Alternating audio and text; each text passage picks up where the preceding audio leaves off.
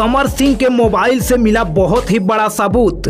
पूरा सच्चाई आया सबके सामने। जी हाँ दोस्तों, मैं पूरा वीडियो दिखाने का प्रयास करेंगे आप सभी को बता दें कि अभी की सबसे बड़ी खबर, अभी की सबसे अपडेट खबर निकल कर आ रही है कि सिंगर समर सिंह के मोबाइल से एक ऐसा सबूत मिला है जिसे देख करके आपको भी विश्वास नहीं होगा कि समर सिंह ने ऐसा किया है।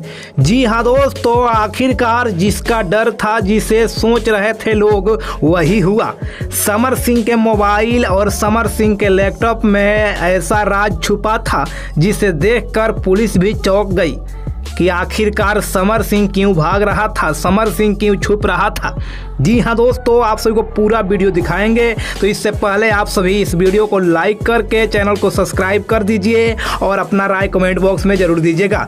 जी हाँ दोस्तों, आप सबको बता दें कि समर सिंह के ऊपर जो लगा था आरोप वो सही ही निकला, क्योंकि समर सिंह के मोबाइल से सीसीटीवी वीडियो मिला।